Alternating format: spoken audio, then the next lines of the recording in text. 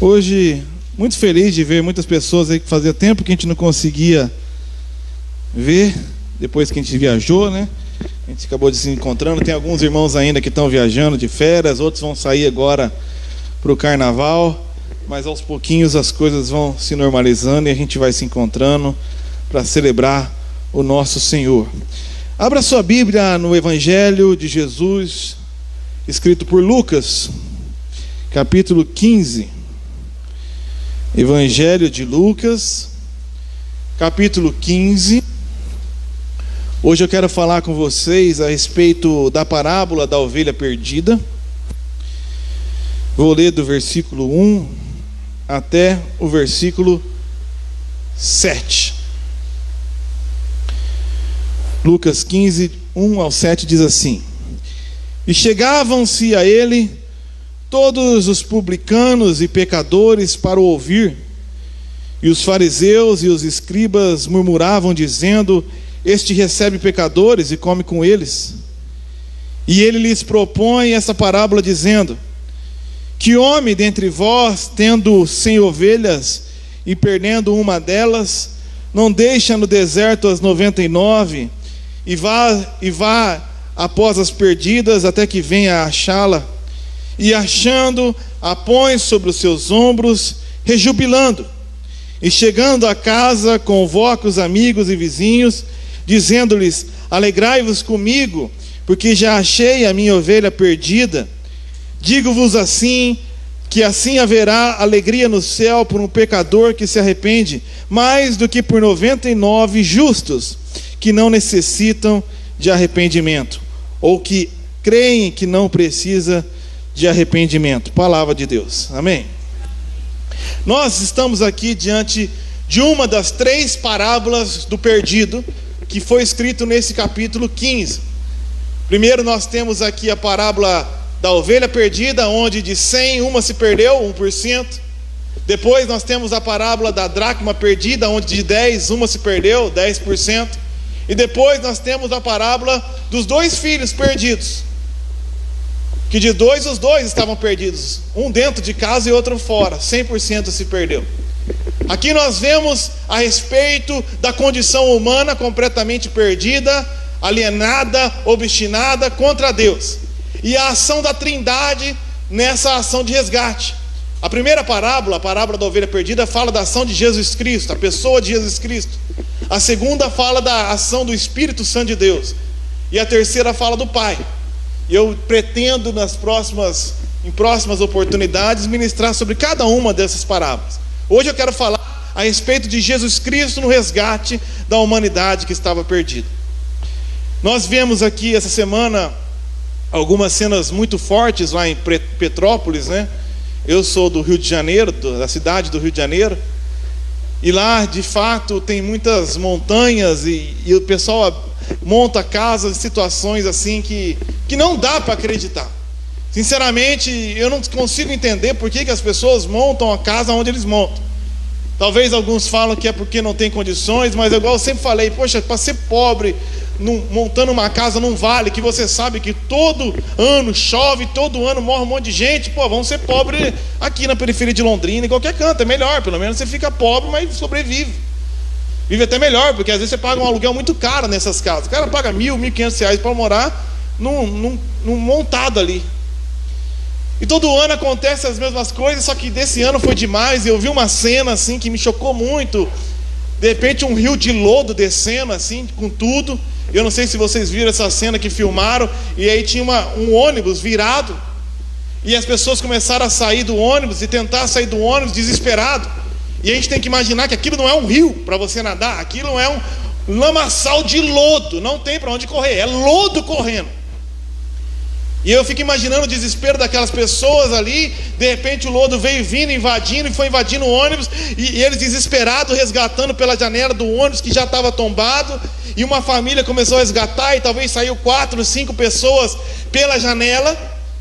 E agora que saíram do afogamento, o ônibus inteiro, quem estava lá morreu, eles ficam ainda desesperados. Como que eles vão sair dali? Eles saíram de dentro do ônibus, mas como que eles vão sair daquele mar de lodo? Não tem nada que eles pudessem fazer, eles não podem pular e sair nadando. Um barco terreno não pode sair e resgatar eles. Eles precisavam de uma ajuda do alto. Eles precisavam de um resgate do alto, de um helicóptero, porque qualquer um que fosse tentar resgatar ia morrer com eles. E eu comecei a me colocar no lugar deles ali, tentando sobreviver no desespero. E infelizmente depois que eles sobem, não tem o que fazer, o lodo toma conta do ônibus e eles vão nadando. E conforme eles foram andando, a câmera não anda nem 2, 3 segundos e todos eles desaparecem debaixo do lodo. Eu vi aquela cena e aquilo tomou conta do meu coração. Eu fiquei imaginando, talvez se aquele cara fosse um pai de família, o desespero que aquilo fosse, não só porque ele está morrendo, mas o filho dele vai morrer. E aí eu de noite pensando naquilo, acabei sonhando um sonho parecido. E eu lembro do desespero de ver o lodo vindo e chamando as minhas filhas para abraçar em mim, e pensando como eu ia fazer. E eu lembro que no sonho, de repente, eu agarrando elas, a força do barro e do ferro e da madeira, só sentia o corpo delas se soltando de mim, e o desespero do meu coração tentando procurar enquanto estava soterrado ali. E pensava só no sonho, não adianta procurar, já era. A dor, o desespero de uma pessoa que está soterrada no lodo, que não consegue nem se salvar, e às vezes não salvar nem os próprios da própria casa. Só Deus sabe como foram os últimos segundos na alma e no coração, na mente daquelas pessoas. Mas a palavra de Deus fala que, espiritualmente falando, nós estamos exatamente na mesma condição.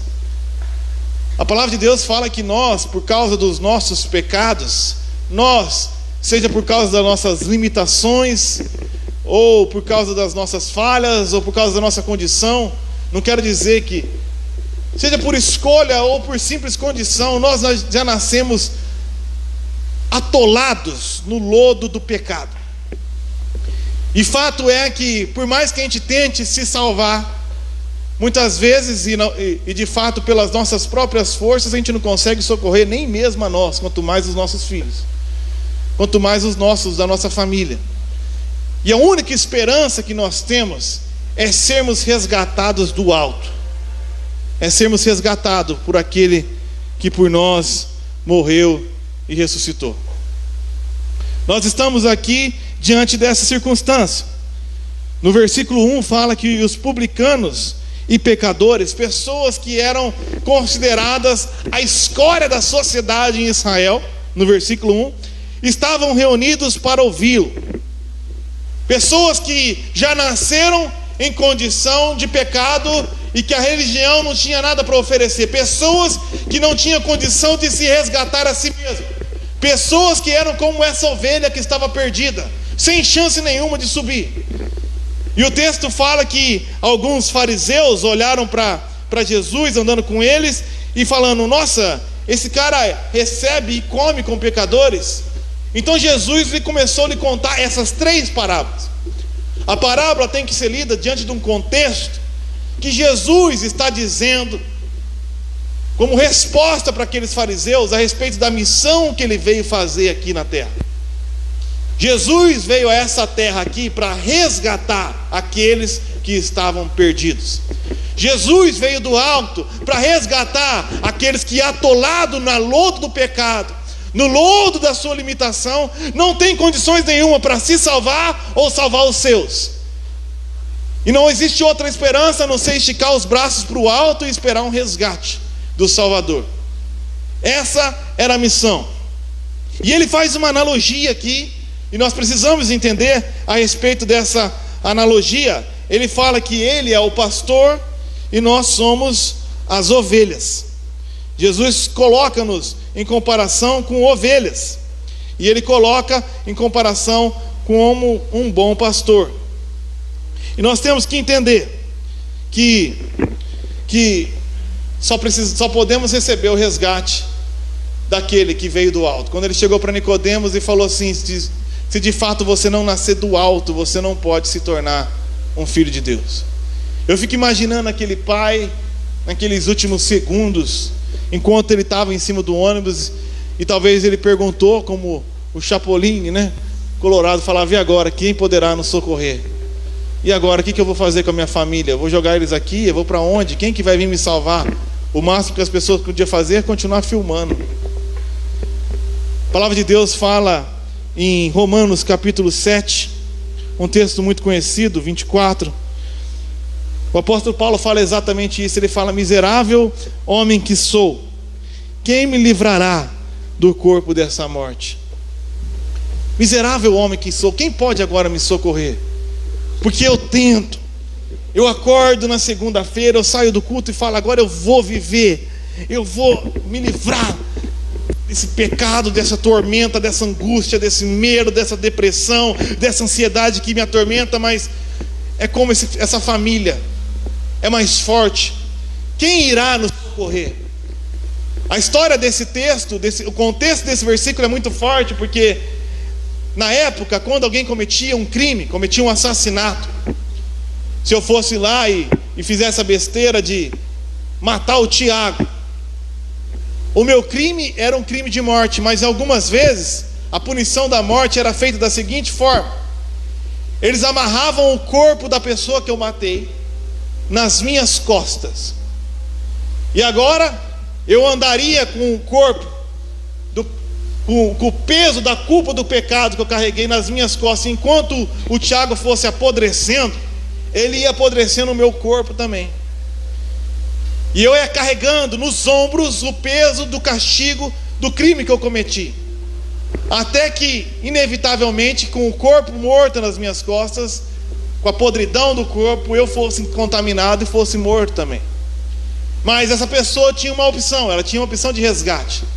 Ela podia carregar esse corpo pelas ruas, confessar o seu crime e gritar: miserável homem que sou, quem me livrará desse corpo da morte? Quem me livrará desse corpo? Porque se talvez alguém se compadecesse de mim, algum familiar meu, ele podia carregar o Tiago um dia, e depois o outro carregar o Tiago outro dia, e conforme fosse apodrecendo, talvez eu não morresse. Alguém podia assumir a culpa do crime que eu carreguei. Alguém podia se livrar daquele peso por mim, e eu ser resgatado. Mas é óbvio que isso nunca foi feito. E aqui Paulo se coloca naquele lugar, tendo em vista a multidão do peso do seu próprio pecado, o lodo que atormenta a sua vida, e ele começa a gritar no final do capítulo 7: miserável homem que sou, quem me livrará do corpo dessa morte? E no versículo 25 ele fala: graças a Deus por Jesus Cristo. Graças a Deus por Jesus Cristo. Porque Jesus Cristo, ouvindo o nosso clamor, ele falou: vinde a mim, todos vós que estáis cansados e sobrecarregados, e eu vos aliviarei. Vinde a mim, você que não aguenta mais, você que não suporta mais esse peso nos seus ombros, dos erros que você cometeu ou comete. Vinde a mim, você que não suporta mais o lodo do pecado que te atormenta. Vinde a mim, todos vós, e eu vos aliviarei. Porque Isaías 53 fala assim, que ele tomou sobre si as nossas dores. O castigo que traz a paz para o nosso coração foi lançado sobre ele, e pelas suas pisaduras nós fomos sarados. A minha mensagem nessa noite é somente para aquelas ovelhas que sentem que por algum motivo se perderam, para aquelas ovelhas indefesas que não sabem como sair do buraco em que entrou. Nessa noite clame por ele, que ele irá nos resgatar desse lodo, desse lamaçal, e nos trazer para os seus ombros. Amém? O texto fala, irmãos, que nós somos como ovelhas, e a gente tem que entender o que é isso. Quando Deus fala que a gente é ovelha, ele não está elogiando. Eu estava pesquisando um pouco a respeito do papel do pastor e da ovelha. A ovelha tem três características principais. Primeiro, ela não tem garra, ela não tem condição nenhuma de se defender, ela não presta para correr, ela não presta para se defender, ela não morde, não arranha, ela é um bicho totalmente indefeso. Se ela não for protegida, ela certamente será devorada. Segunda característica da ovelha, ela é míope, ela não enxerga direito, então ela precisa ser acompanhada de perto, porque ela não consegue enxergar 2 palmos na frente dela. Ela precisa estar andando no meio do rebanho, porque se afastar um pouquinho, ela não consegue enxergar o caminho de volta. Isso se dá principalmente pela sua terceira característica principal. A ovelha, com todo o perdão, irmão, isso me inclui também, e Deus fala que nós somos ovelhas. A ovelha é o bicho mais burro que tem na natureza, completamente perdido. É o único animal desse porte que não tem senso de direção. Eu vi um vídeo do Discovery Channel de jacarés que se localizam pelas estrelas do céu e encontram comida e mar a mais de 150 quilômetros no meio do Pantanal. Mas a ovelha, se perder 10 metros do rebanho, ela não sabe de onde ela veio, ela não sabe para onde ela vai. Ela é um animal completamente perdido. E é por isso que o pastor trabalha com aquele cajado. Salmos 23, o salmista Davi fala: o Senhor é o meu pastor e nada me faltará. E depois ele fala: a tua vara e o teu cajado me consolam. E o cajado também tem 3 funções. Ele tem uma curvatura, depois uma haste e uma ponta. A ponta serve como lança para defender a ovelha dos inimigos. Então ele ataca os lobos. O pastor usa para atacar e proteger a ovelha. A haste serve como um cajado para exortar. A ovelha começa a se afastar muito, pum! E às vezes também usa o cão pastor. Uma vez eu falei aqui para os irmãos, falei assim: eu não sou o pastor de você, talvez eu seja o cão pastor. Eu estou mais para ser o pastor alemão. O cão pastor vê a ovelha se afastando e começa a gritar. O pastor chama pela sua voz. Jesus falou: se vós sois as minhas ovelhas, ouvireis a minha voz. E a ovelha vai indo em direção à voz do bom pastor. Mas se a ovelha começa a afastar, ele dá uma cajadada e bota o cão pastor para ficar latindo, para trazer a bichinha de volta para o rebanho. E o último é a haste, para que se ela entrar em algum buraco, algum precipício, o pastor vai lá, estica ela, engancha e traz de volta. E ele fala aqui, em comparação aos fariseus, que, como resposta a eles, que Jesus é esse bom pastor, que tendo 100 ovelhas, percebeu que uma estava perdida. Uma ovelha totalmente indefesa, que não sabia se defender, meio míope, completamente sem direção, se afastou, se perdeu. E ele foi em direção a essa ovelha para resgatá-la. Essa ovelha perdida são aqueles que se consideram pecadores, aqueles que se consideram estar perdidos. Porque repara que os fariseus se consideravam santos demais. Eles falavam que eles não eram assim. Olha, ele senta com pecadores, ou seja, eu não sou. Eu sou bom demais, eu não preciso de Deus. A ovelha, ela peca tanto quanto aquela que não é ovelha, mas a ovelha quando peca sente dor. A ovelha quando falha, ela se reconhece que falhou. Mas aqueles que não são ovelhas já estão cauterizados. Aqueles que não são ovelhas, às vezes são apenas religiosos, são fariseus. Eles são como aqueles que olham para ele e falam: graças a Deus que eu não sou como ele, porque eu sou muito bom.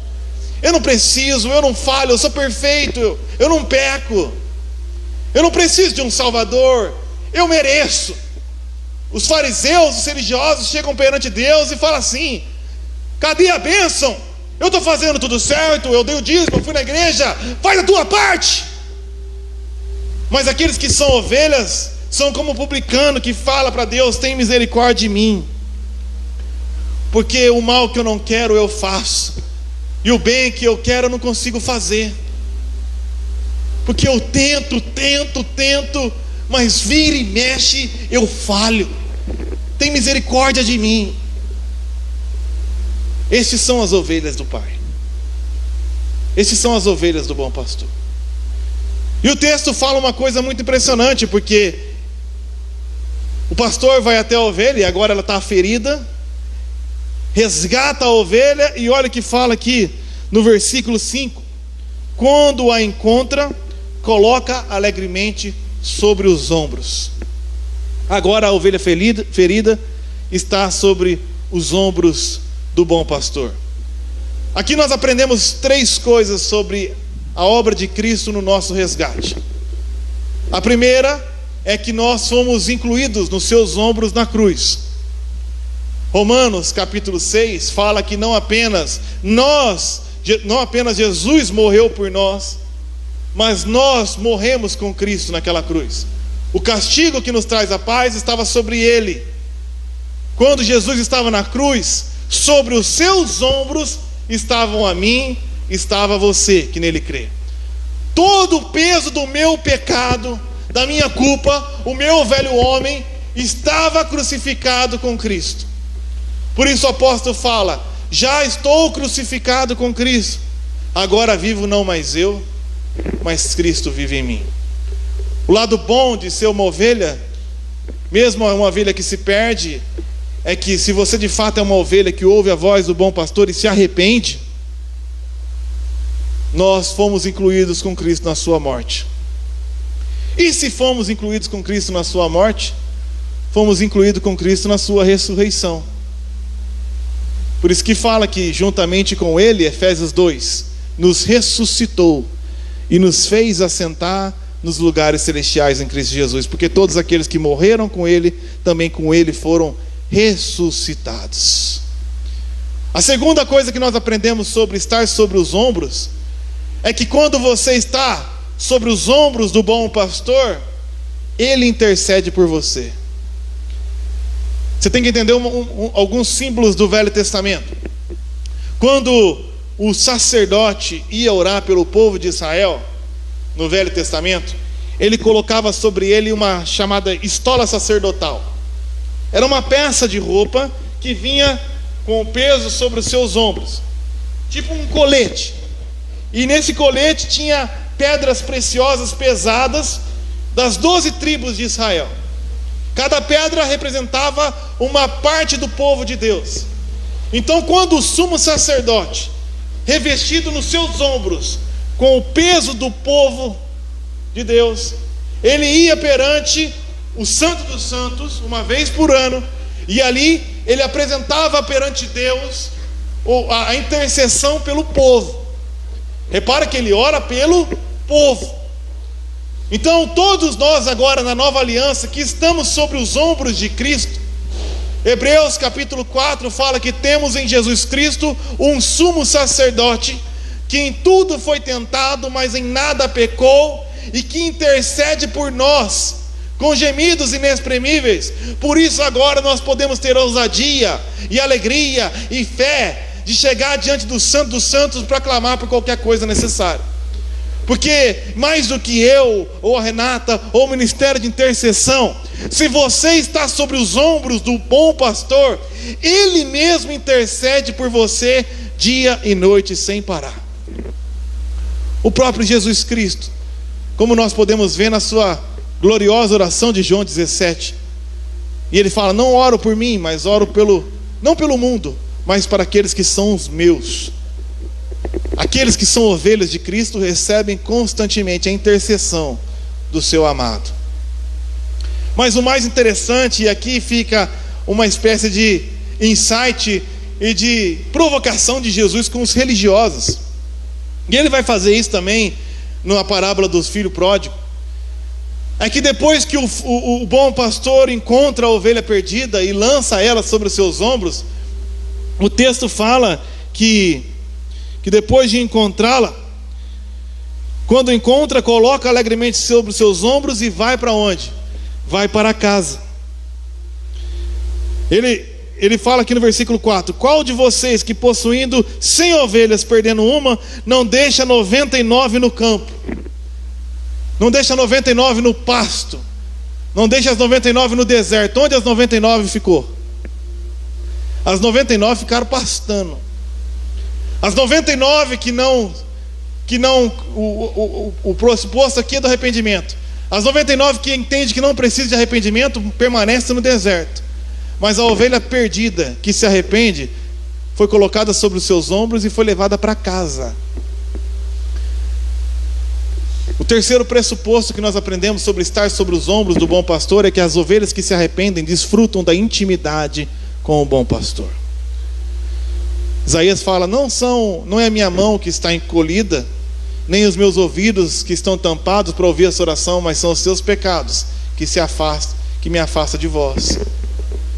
Mas se confessarmos os nossos pecados, ele é fiel e justo para nos perdoar.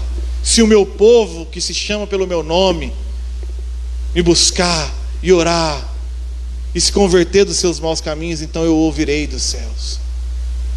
O pressuposto aqui é do arrependimento. Jesus não está celebrando a ovelha que se perde. Jesus não está falando, olha que legal, se percam, gente.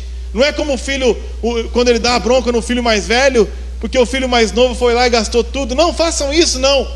O pressuposto é, de fato, aqueles que se consideram perdidos, mas que se arrependem, são crucificados com Cristo, ressuscitados com Ele, têm a intercessão de Cristo por eles a cada dia e vivem na intimidade, são levados para casa, são chamados para a festa. Mas o pressuposto é o arrependimento. Por isso ele conclui no versículo 7: eu lhes digo que da mesma forma haverá mais alegria no céu por um pecador que se arrepende do que por 99 que permanece no pasto. Por 99 que continua pastando na vida espiritual, continua no deserto na vida espiritual, porque não entende que precisa também de arrependimento. Por 99 que não precisam se arrepender, ou que creem que não precisam se arrepender. Por isso a vida cristã é um chamado diário para o arrependimento. Arrependimento, já ensinei aqui, é a falta de deixar de confiar em si. A salvação vem por fé em Deus e arrependimento. Quando você se arrepende, você deixa de acreditar em você e passa a acreditar em Deus. Há mais festa no céu por uma ovelha que se considera perdida, que se considera indefesa, que se considera míope, que se considera até meio sem noção da cabeça, sem senso de direção. Uma ovelha que chega de manhã e fala: meu bom pastor, guie o meu dia, porque se o Senhor não guiar cada passo meu, se a tua palavra não for lâmpada para os meus pés, eu não sei para onde irei. Meu bom pastor, não se afaste de mim, se a tua presença não for comigo, não me faça sair desse lugar, porque eu sou perdido. Meu bom pastor, me guie a cada decisão, porque eu preciso de ti. Essa ovelha, sobre os ombros do amado, é levada junto à festa na casa do Pai. Mas as 99 que não se arrependem, essas continuam perdidas. Uma vez alguns pastores aqui, ocidentais, brasileiros, americanos, europeus, foram fazer uma visita à Terra Prometida, na Catedral de Santa Cecília. E naquela região, é uma região onde se cuida dos pastores, como antigamente, como nessa época de Jesus, da época de Davi.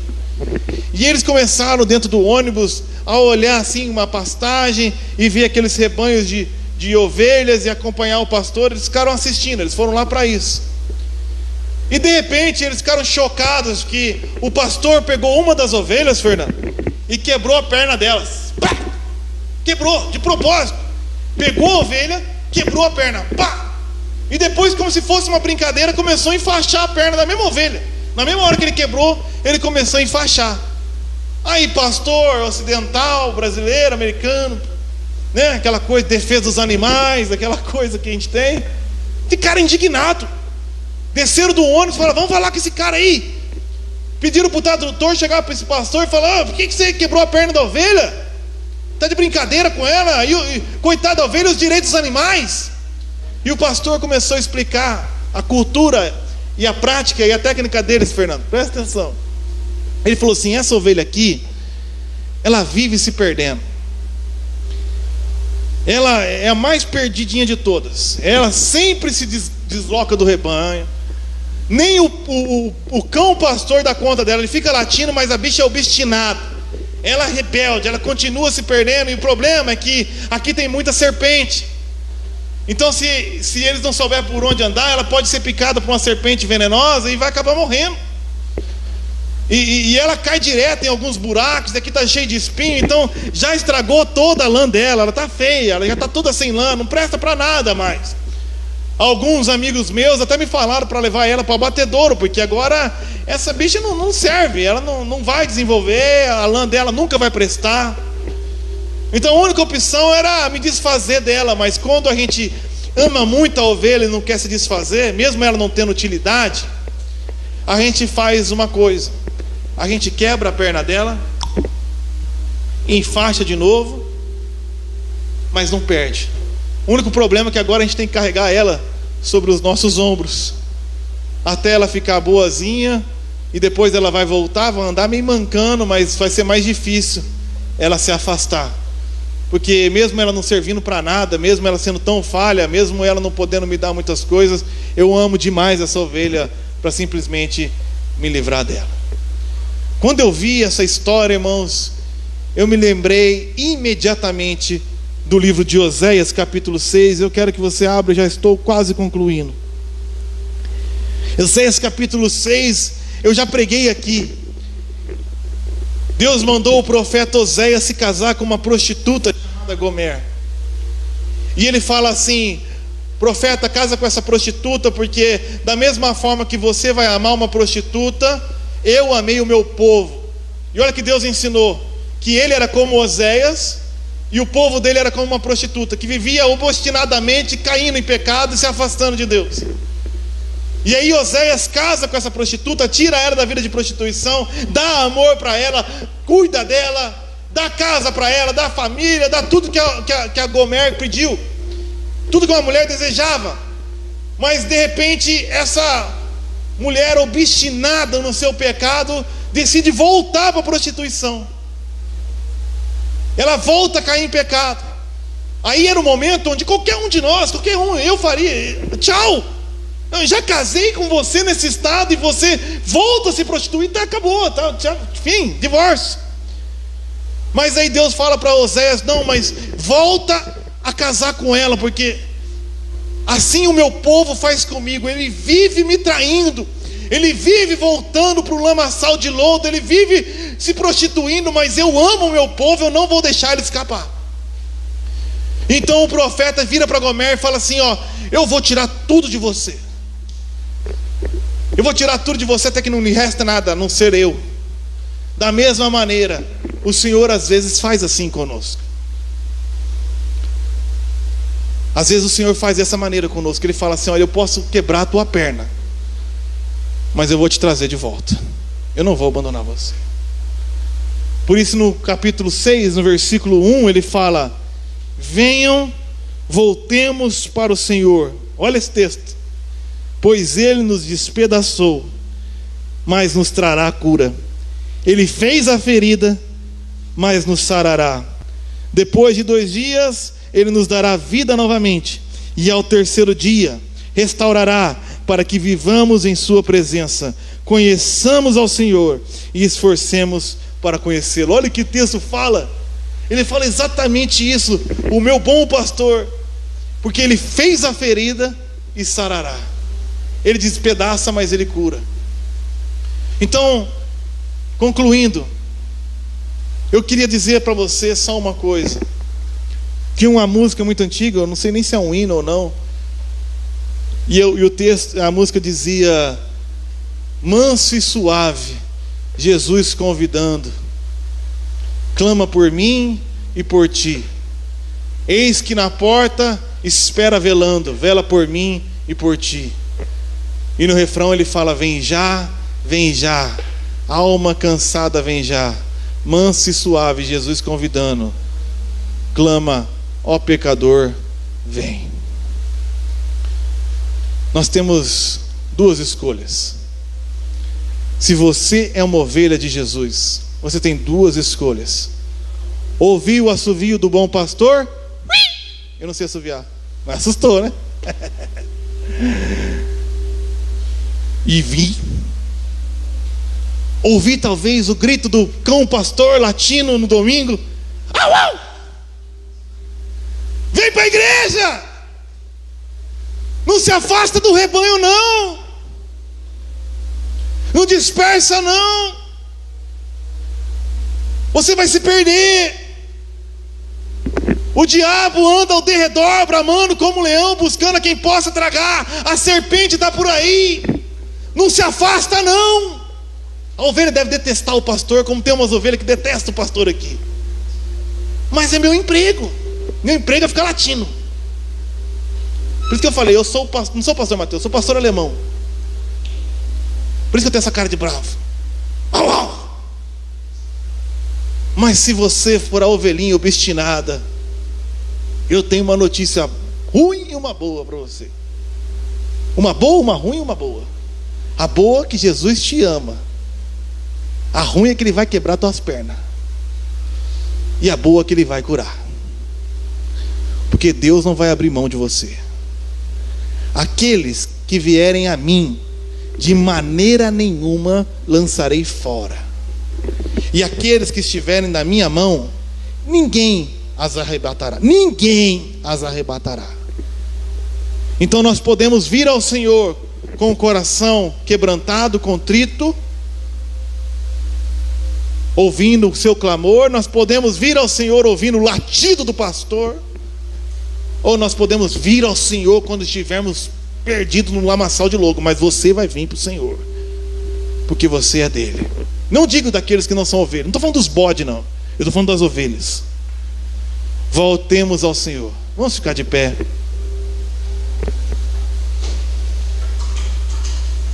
Vinde e voltemos ao Senhor, porque Ele nos despedaçou e Ele nos sarará.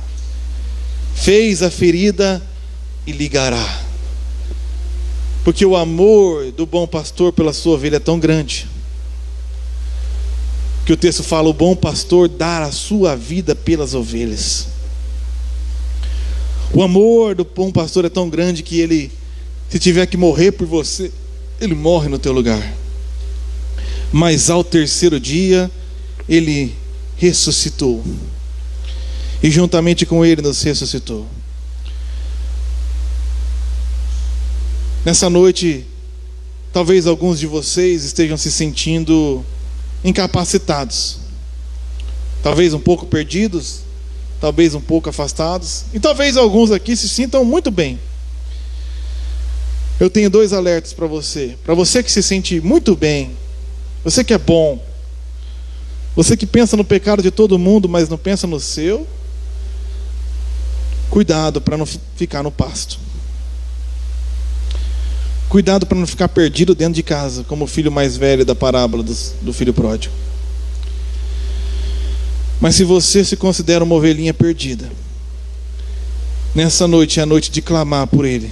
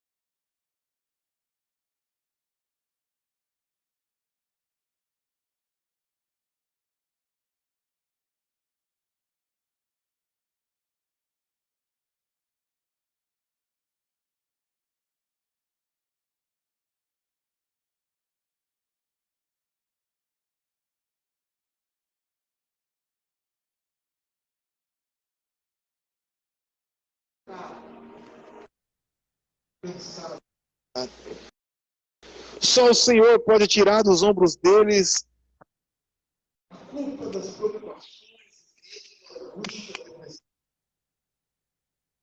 o pecado. É uma ação que só o teu Espírito pode fazer. É um milagre. Mas nós clamamos a Deus. Não deixe que essa palavra seja em vão. Resgate os teus filhos. Resgate os teus amados. Resgate os teus servos. As tuas ovelhas nessa noite eu clamo. Em nome de Jesus. Vamos louvar ao Senhor.